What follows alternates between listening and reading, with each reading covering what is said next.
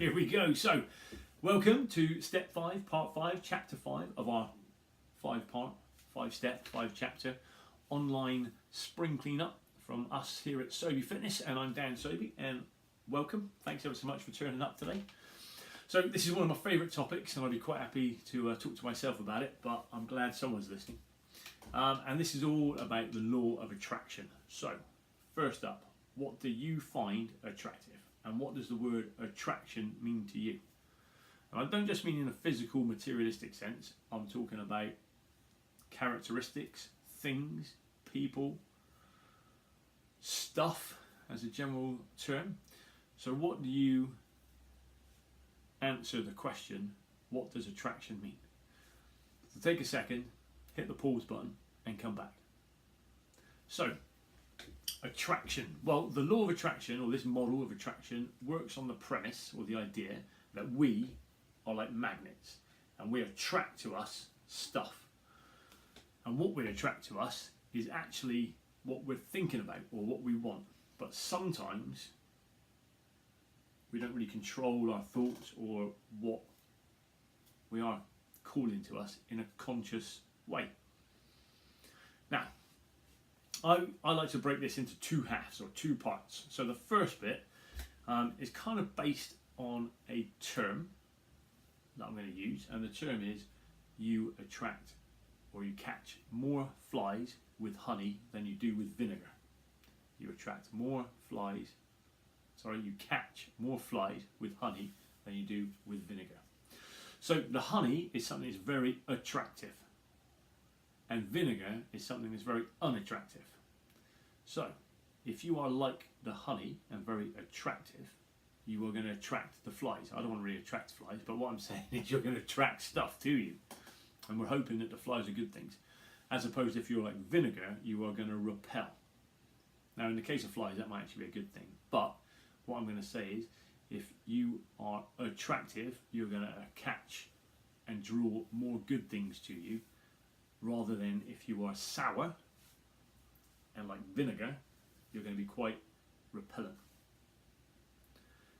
Now that's in a kind of a simple to understand sort of terminology. So what can you do to make yourself more attractive as a character, as a person?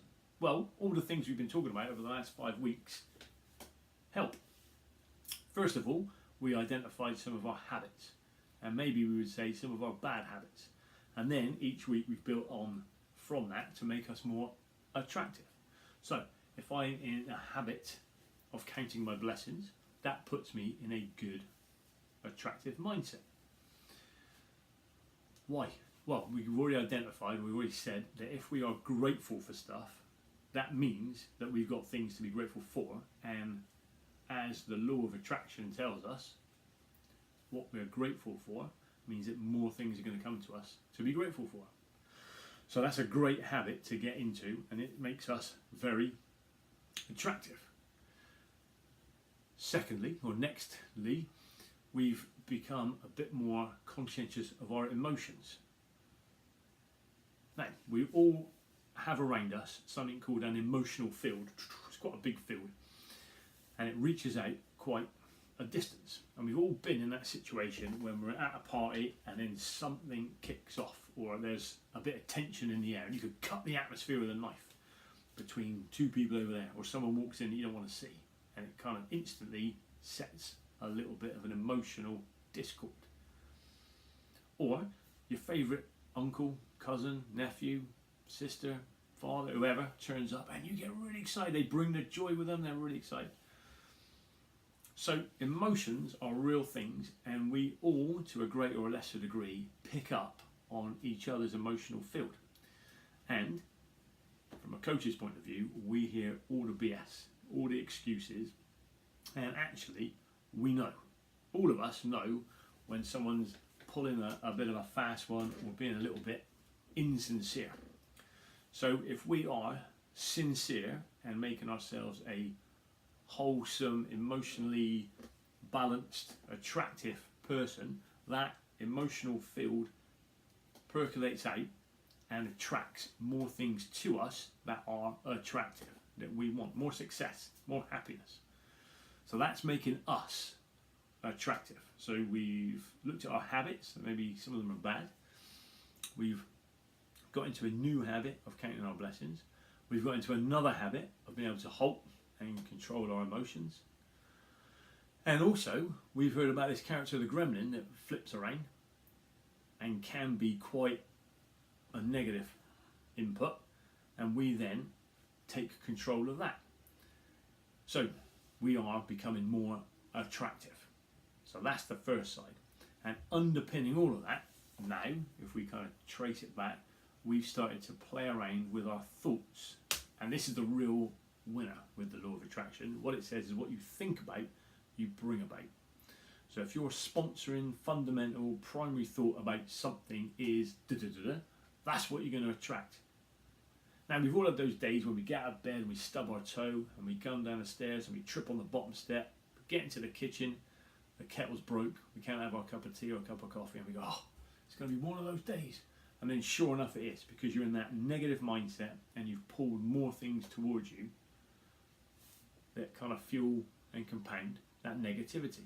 And in the same way, we can get out of bed one morning, the sun's shining, the birds are singing, we skip down the stairs and our kids are great, we get to work, we're having a lovely day, we socialise with our friends, and it's one of those great days where everything goes our way. So in the same way there, we've put our mind into that positive mindset and everything good comes towards us.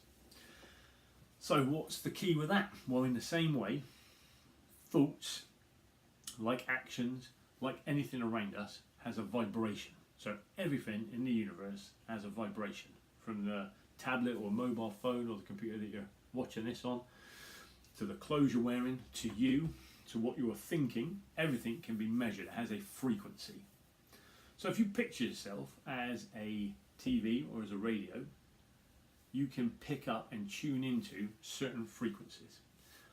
I've got a car, you jump in it, you turn on the ignition, and that radio comes to life at a preset channel, and you're driving along on that preset channel. Now, if you don't like something that comes on the radio, you can retune it and you can pick up another frequency. Well, we are exactly the same. All we have to do is pick up a new frequency. So if we don't like something, if we don't want to perceive it in a certain way, we can change the frequency.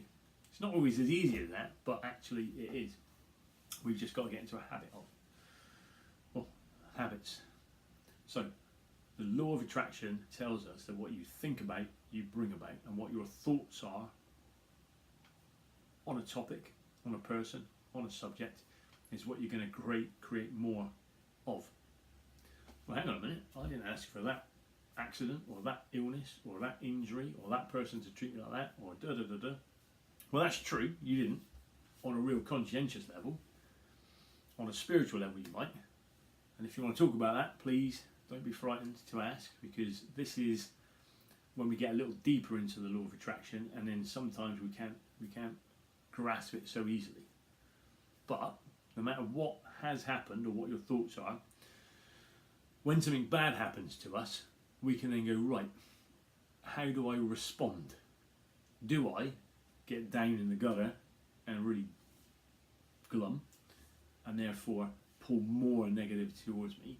Or do I go, right, what can I learn from this? What is it about this episode that is giving me an opportunity to figure out who I am and what I want to do? And then we can use our thoughts to guide us to a positive direction. Well, how do we do this? Well, first of all, we get clear on what we want. Now, if I want to lose weight and I'm looking in the mirror going, oh, I'm so fat, I really want to lose this fatness.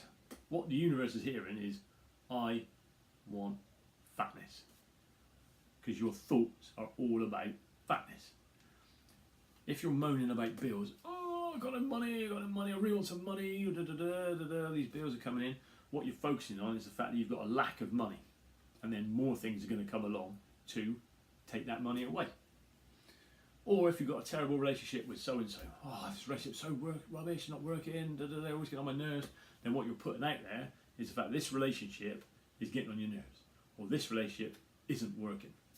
What we need to do is reframe our thoughts. So, if I want to lose weight, I go, I love the way I am, and I'm going to start thinking light thoughts, and I'm going to draw light thoughts towards me.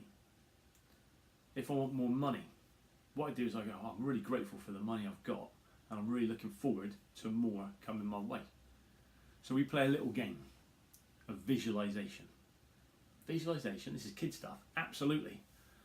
Whenever I'm teaching kickboxing and I come up to a grading, I love my kids' kickboxing gradings because we do a little sequence in there called a bunga, where they have to imagine that they are surrounded by a bunch of aliens or something, and then they visualize that they are like a finely tuned fighting machine, and they turn into, for that brief period of time, some kind of ninja. And what they've done is they visualized exactly what they want. And that's the key. We visualize what we really want. We believe that what we really want is what we've got. I want good health. Not I'm ill, because that takes my focus onto being ill or I'm being stressed.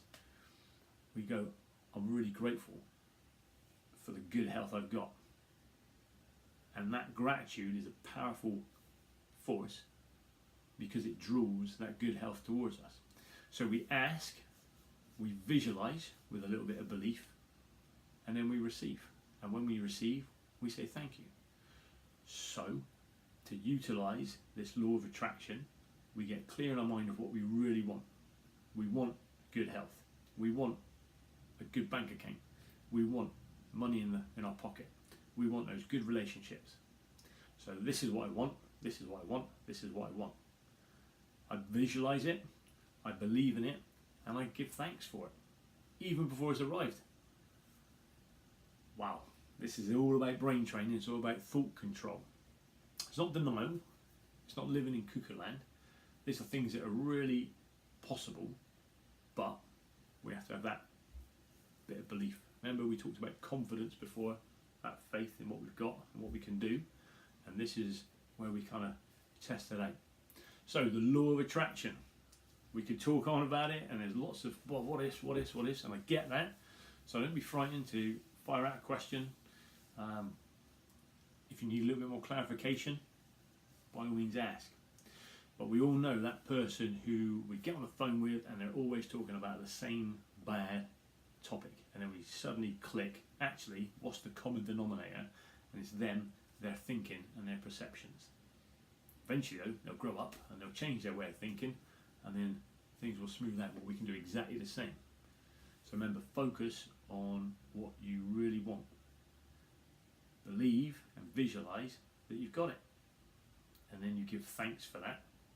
So those three things help bring that law of attraction into fruition. Wow. Anyway, give it a try. Think about your thoughts. Think about your thinking. Where is that leading you? Is that attracting to you what you really want? What you really, really want? Or is it just attracting to you stuff that you're kind of thinking subconsciously about or unconsciously about? Anyway, till next time, take it easy. See you later.